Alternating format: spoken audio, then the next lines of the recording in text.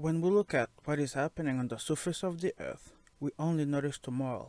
For example, we are all witnesses of rumors of wars, pestilences, emergency measures to force people what they don't want to do, the promotion of certain sentences that some find as blasphemies, for example, trash signs. We also notice some false doctrines trying to deceive mankind in the name of Jesus. Because of all that, a lot of people are starting to wonder about the end of the world, which is the coming of Jesus Christ. And we know that this question was asked by Jesus Christ, so let's try to understand his answers.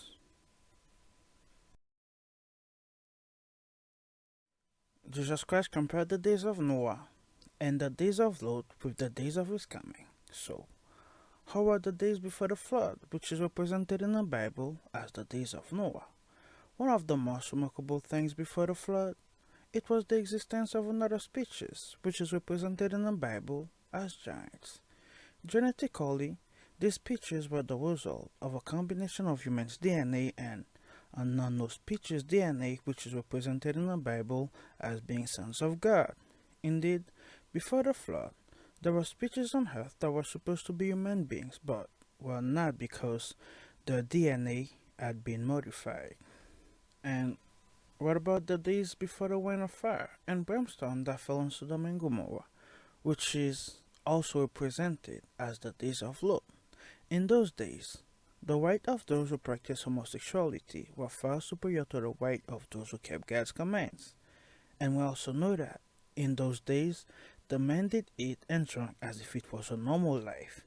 Indeed, because the men of the time were in agreement with the system to which they belonged, they were able to live a peaceful life without being able to see the wickedness of the men of their times, without being able to notice the blasphemies against God's creation, and without being able to notice the torments of those who fear God.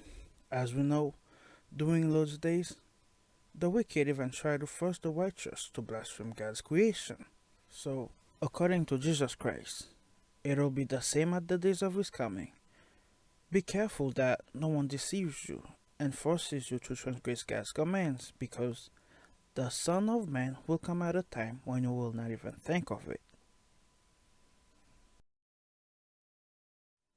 Jesus Christ gave another answer concerning his coming, with a comparison of the lightning cometh out of the east, and shineth even unto the west, and wheresoever the carcass is, there will be the eagles be gathered together.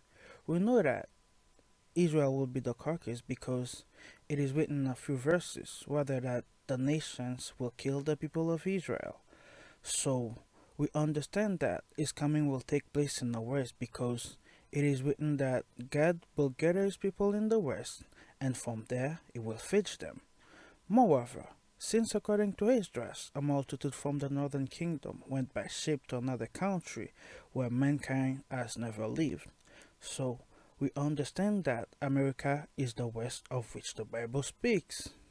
Since Moses foretold that all the curses will come upon Israel, for Israel will forsake the Lord, so we understand that the eagles will be the nations that will besiege Israel. Now, we understand how the days of the coming of Jesus Christ will be, but is it time to talk about it? Since Jesus Christ has said that everything will be fulfilled, even we call a series of events that will happen to the children of Israel. So we understand then, to speak of the coming of Jesus Christ, all that is written concerning his people must be fulfilled. Since America is also the continent where the Europeans have gathered to enslave a group of innocent people, thus we confirm that the descendants of those who are victims of slavery on this continent are Israelites. So, by verifying if all the prophecies concerning these people have already been fulfilled, let's see if it's time for them to be saved from their enemies.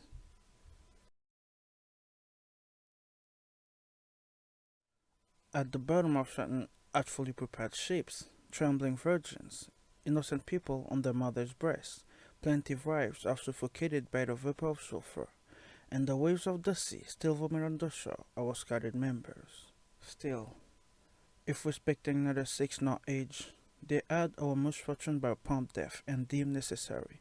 But no, their recommendation was to torment us even more. Those who, by the effect of an unjust deportation, saw themselves torn from all that they had most dear in the world, dragged in the harshest slavery, an unjust existence. Some, delivered to the worst misery, call on death night and day as the end of their evils and ignominy. The rest, under the ever restless word of a watchful, worthless inspector, exhausted in the works of the fortifications in Italy, these, exiled to Ajaccio, have no other consolation in the fate which oppresses them than the memory of their virtue, the testimony of an irreproachable conscience. Those cowardly sold by order of a supposedly free government, from the bottom of the mines which they are condemned to exploit. Others, finally miraculously escape, walk their miseries on the various points of the globe where they are scattered, handing over to Godhead the care of their vengeance and the means to return to the soul where they were born. However, does this black or yellow tint harm us the progress of the arts, the virtues, the efforts of courage? Did it prevent especially to lower these men who believed themselves superior to us by the sole fact that they were white? No, no, let us no longer suffer this unworthy privilege. When the Lord has spread many races on the earth, He did not say that one particular race will destroy another. Our enemies think they are insulting us, so they had every right in calling us nigger. Then let us show them that those they despise surpass them in courage, in greatness of soul, and especially in loyalty. So, what is our crime? What then have we done that can bring upon us such a general prescription? Knowing that we are innocent before the tribunal of providence, which did not create men to see them groan under harsh and shameful bondage, what? Bent over for centuries, under an iron yoke, toils of men's patience, the injustice and the whims of fate, mutilated victim of the greed of our natural enemy, after having fattened these insatiable leeches with our sweat, with unparalleled patience and resignation? So, resistance to oppression, this natural duty, the first virtue, put us arms in our hands, and thanks to the Supreme Being who doesn't want the innocent perish, our executioners have disappeared before the phalanges of the indigenous army, as we see an inkling vapor vanishing in the rays of the sun. Blacks and natives, whom the refined of duplicity of Europeans has sought for so long to divide. You, who are now one family, I have no doubt about it. Same calamity has posed on your proscribed heads. Same fate awaits you. Same interest must therefore make you forever one, indivisible and inseparable. Finally, the hour of revenge has sounded. I raised my arm, too long held on their guilty heads, at the signal which a righteous God provoked. Your hands, holy arm, carried the axe on the ancient tree of slavery and prejudice. Yes, I have returned to these will cannibals, war for war, crimes for crimes, contempt for contempt. Yes, I saved my country. I avenged America. After the terrible example I have just given, that sooner or later the divine justice will unleash his strong souls on the earth, above the weaknesses of the vulgar. For the losers and the terror of the wicked, tremble tyrants, usurper, plagues of the new world. Our daggers are sharp, your torments are weighty. 60,000 men equipped, hardened, to sail to my orders, born to offer a new holocaust to the minds of their slain brothers. Let this power come, mad enough to dare to attack me. Already at his outpost, the angry Jonas of Haiti, emerging from the bosom of the seas, appears, his forehead threatening, raises the waves, stirs up the storms, his mighty hand breaks or disperses the vessels. To his dreadful voice the laws of nature obey, disease, pestilence, devouring hunger, fire, poison fly after him. We notice Dessalines did not really count on his 60,000 men, but rather on the God to whom the laws of nature obey, which is the God of Abraham, Isaac, and Jacob. As we can see, he understood that the Lord is the author of everything, either good or evil, then we understand better why Bookman's prayer was not entirely against the oppressor, but also rather against the fact that they transgressed the law of God, which confirms the declarations of Toussaint and Dessalines concerning the fear of God are well founded. In addition, it is confirmed that the decision that Dessalines has taken to impose the phrase by the grace of God in all public acts of Haiti proves his faith as well as the faith of the Haitian people, knowing that according to Dessalines, his people, whom he often calls a people of brotherhood, are the wisest people in the world, and his guarded members give God the care of their vengeance as well as the care of returning to the territory. This is why he said that it is thanks to the Supreme Being that they were able to achieve the revolution. We know this according to Dessalines. During their calamities, their only consolation is their virtues and the testimony of an irreproachable conscience, which confirms that they had not forgotten the law of God. This is why, in the Act of Independence of Haiti, he assured that his constitution does not transgress the laws of God, and he encouraged Haitians not to transgress them as well. We notice in all his documents, he promotes the goodness of God as well as the benefits of keeping God's law. So, how did the wicked manage to corrupt Haiti's story? By promoting voodoo instead of promoting the ordinances of their ancestors, which is keep God's commands. After the assassination of Dessalines in 1806, Haiti was generally divided into two parts. The western part was led by Alexandre Pétion, who was a mixed race of a French father. He is widely accused of participating in the assassination of Dessalines and of massacring many other people who were close to Dessalines. During his presidency, it was not even allowed to mention the name of Dessalines. He was able to demonize Dessalines by accusing him of tyrant because Dessalines did not want to divide his society into a hierarchical society. So Pétion modified the constitution of Dessalines by eliminating certain articles. As example, the article telling that Haitians are brothers to each other and the obligation to include the phrase by the grace of God in all public acts. Among what he added that the Catholic religion is the dominant religion. In addition, during his presidency, we notice a reappearance of the Freemasons in 1807, whom Dessalines had driven from the territory of Haiti. In the north, there was Henri Christophe, who was a black man. During his reign, he kept a lot of teaching from Dessalines, among which it has been noticed that he even put the phrase by the grace of God in some of his coins. And in his coat of arms, he put the sentence, God, my cause, and my sword, as well as the sentence, I will be reborn from my ashes, which also another sentence he took from the teaching of Dessalines, who compared Haiti to a phoenix. After Pétion's death, Haiti was reunified during the presidency of Jean-Pierre Boyer, who was another Métis of a French father, and is the worst president of Haiti. It was used by the French to make Haitians pay a false independence debt, which greatly implies the poverty of this country.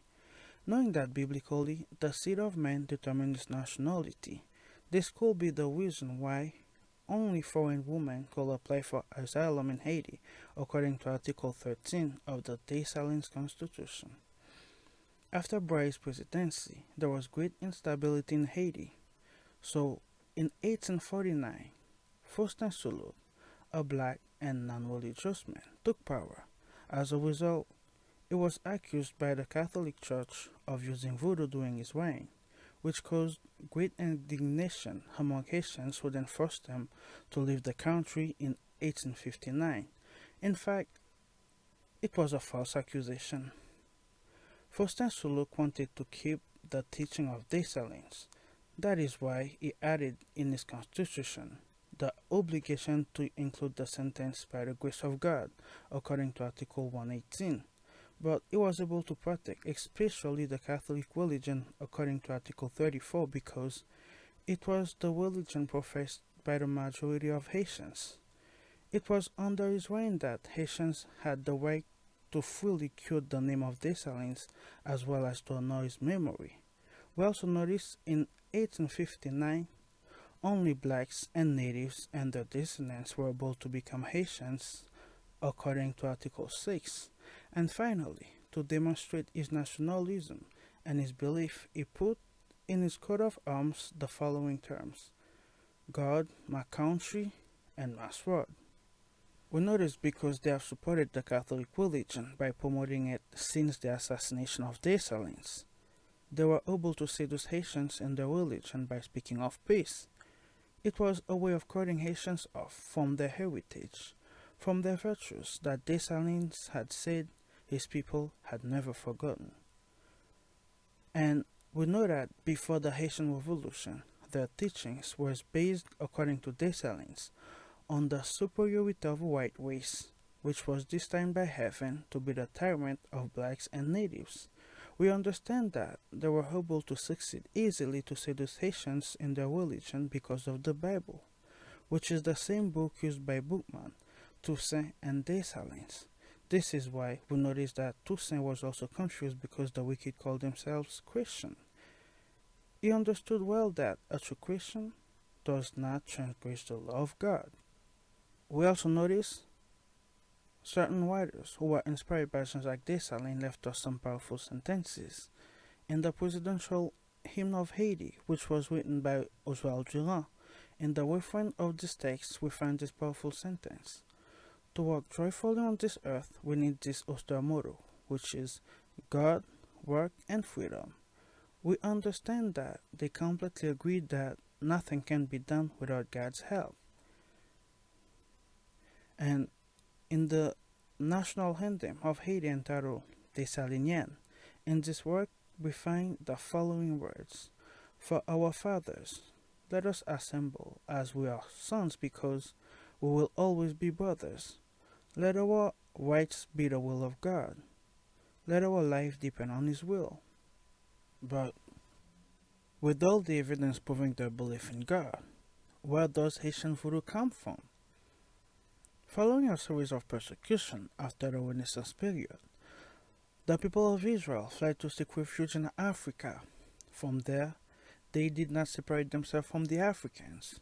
Therefore, they adopted their evil works, which were always for them traps. As a result, the Lord gave them into the hands of Africans, who then sold them to Europeans. When some of them arrived in Saint-Domingue, they converted them to Christianity so that they could worship the God of Europeans. But thanks to Bookman's prayer of repentance, and thanks to Toussaint Louverture, who was himself a zealous for God, they were able to succeed in the Haitian Revolution. This is why Dessalines wanted to exterminate all those who practiced voodoo and wanted to rid the Haitians of all the idols of Catholic Church. So, the fact that the wicked were promoting Haitian voodoo by making Haitians comfortable with a practice that guarantees their destruction since 1849, then some Haitians over time have been able to accept the voodoo identity. This is why they were able to formalize voodoo in 2003, about 200 years after the Haitian Revolution. Knowing that they are doing the same thing with rap music, they are quicker to finance evil. That is why a lot of rappers only talk about getting money by any means, getting bitches, and kill a nigga. So we notice some of our young people are comfortable with evil until they think that evil is part of their culture. Therefore, they become a matter of astonishment to other people. This is why the drug problem and the shooting problem in many societies are often attributed to the descendants of blacks and natives.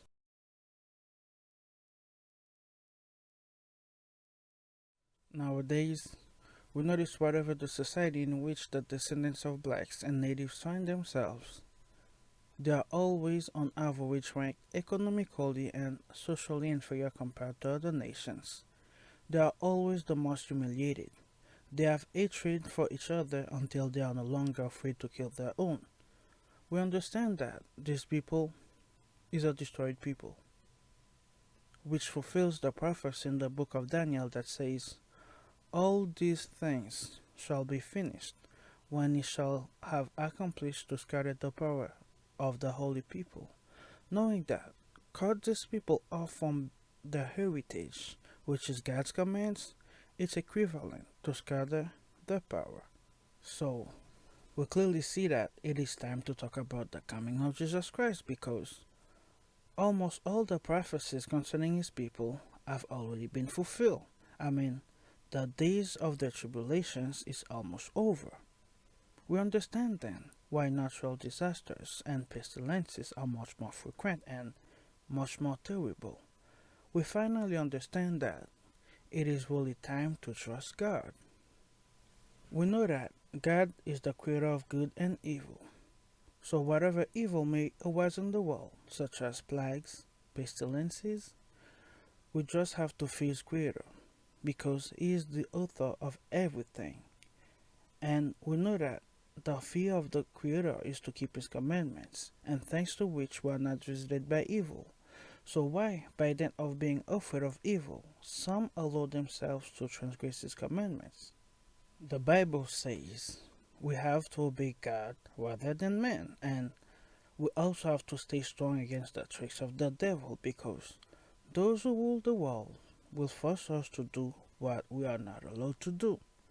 According to the Bible, wisdom is the fear of God, so if someone wants to seduce you with his wisdom, you must first ensure that this wisdom is in accordance with the commandments of God because God takes the wise in their tricks.